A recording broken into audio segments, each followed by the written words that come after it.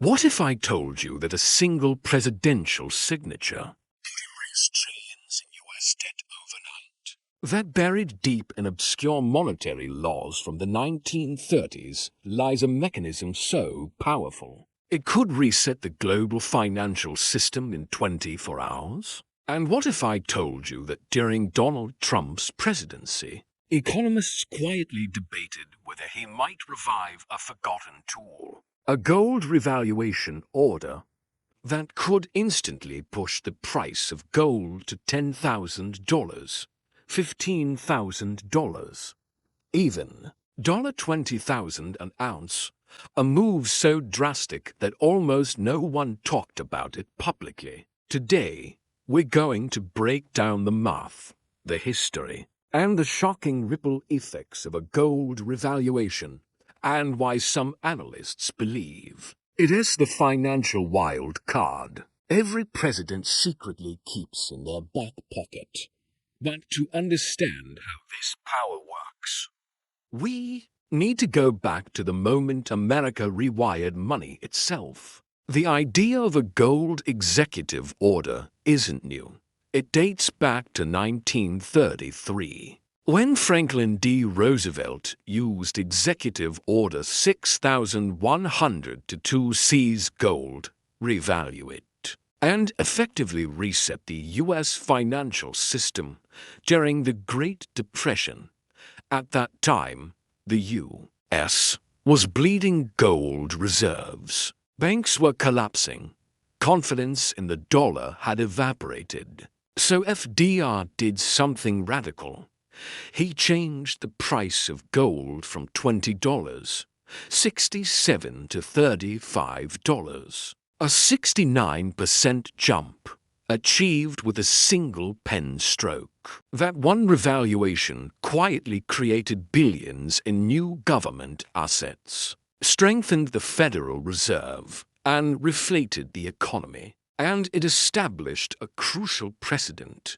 A president can legally change the government's gold valuation without Congress. Now fast forward almost a century. The U.S. national debt has crossed $34 trillion. Interest payments alone are larger than the defense budget. The dollar faces pressure from BRICS, de-dollarization, and rising geopolitical instability. And that is why some financial analysts speculated, especially during Trump's term, that a dramatic gold revaluation could return as a break glass in case of emergency tool. But here is the part that almost no one understands. The math behind a modern revaluation. Doesn't T lead to $2,000 gold or $5,000 gold, but numbers as high as $20,000 per ounce? To see how we get there, we need to understand the backbone of the U.S. financial system. The U.S. Treasury today holds 261 million ounces of gold. This gold is still carried on the books at the official price of $40 per ounce, a number that hasn't changed since 1973. This creates a giant accounting gap. Market price of gold, around $2,000 book value of gold, $42.22, which means the government owns an asset recorded at 1/50th of its real-world value. But here is the twist. If a president issues a gold revaluation order, just like FDR, the government can instantly reprice its gold holdings to a new official value. That revaluation increases the Treasury's asset value, strengthens the Federal Reserve's balance sheet, and, under existing law, allows the Treasury to issue new dollars without raising taxes or issuing new debt. It is like discovering a hidden drawer in your house filled with money, except that drawer contains 261 million ounces of gold. But here's where the numbers get explosive.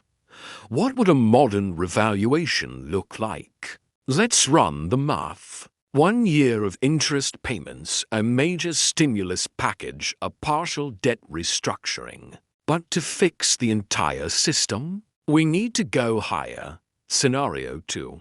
Gold revalued to $10,000, Oz to 161 ounces times $10,000 equals to dollars 61 trillion. Better, but still not enough to offset the structural debt burden. Scenario 3. Gold revalued to $20. 0 per ounces. This is where analysts claim the math finally makes sense. To 61 ounces times $20. 0 equals $5.22 trillion at this level. The US could restructure a massive chunk of the national debt, reinforce the Fed's balance sheet, absorb a major dollar crisis, and prevent a collapse in bond markets. 20,000 Australian dollars gold valuation is not a prediction. It is simply the number required to restore solvency to a debt-based system, stretched to its limits. And this brings us to the breaking point. Why would a president ever consider such a radical move? Because financial systems don't fail slowly. They fail suddenly. Everyone remembers 2008. But fewer people know that the US came within hours of a global banking shutdown. The triggers for a modern monetary crisis are already visible. US debt rising faster than GDP, other nations reducing dollar reserves, Fed unable to cut interest rates without reigniting inflation, Treasury auctions weakening BRICS. Countries creating alternative payment systems. A gold revaluation is not about gold. It's about collateral, restoring confidence in the dollar when traditional tools stop working. And historically, the US turns to gold revaluation only during extreme moments. 1933. Great Depression 1971. End of Bretton Woods 2020s. Which brings us to the fallout. A gold revaluation to $10.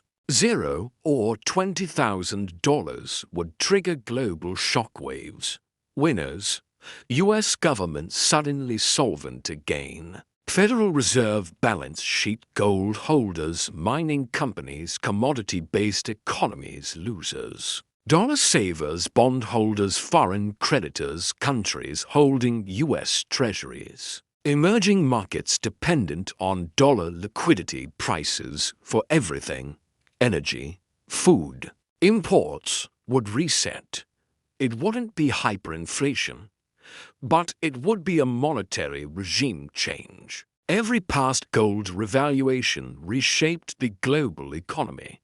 A 2020s revaluation would be no different.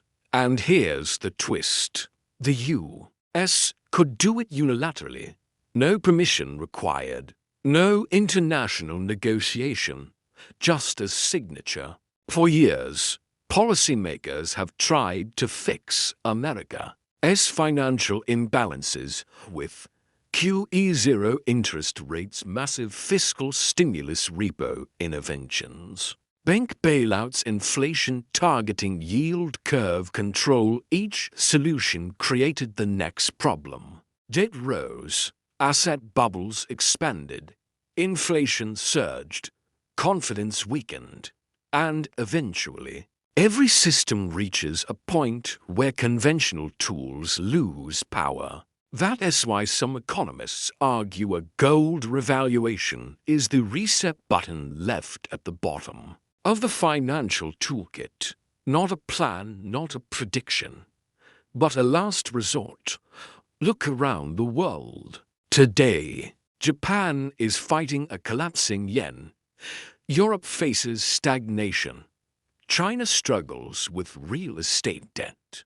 BRICS nations stockpile gold at record levels. Central banks worldwide bought more gold in 2022 to 2024 than any time in modern history patterns. Repeat, the pressure builds, and gold, the asset humanity always returns to, quietly becomes the anchor again. The US still holds the largest gold reserve on Earth, and the power to revalue those reserves remains fully intact. The math is simple. The implications are massive, and almost no one is talking about it. Gold revaluation is not a conspiracy. It's historical fact. The US used it twice in the last century during moments of crisis. A modern revaluation requires extreme numbers. Not $2,000 or $5,000, but $10,000 to $20,000 per ounce to restore financial balance. Every financial system eventually resets, not through collapse, but through revaluation. A silent adjustment that changes everything, whether or not a future president uses this power. The math tells its own story. When debt grows too large, when confidence weakens, when the system reaches its limits, nations always reach for the same ancient tool: gold, revalued, rebalanced, reset. If you want more deep dive videos on hidden financial mechanisms, historical precedents, and the math behind global power shifts, make sure to subscribe. Hit the like button and tell me in the comments, do you think the US would ever use a gold revaluation again? Why or why not?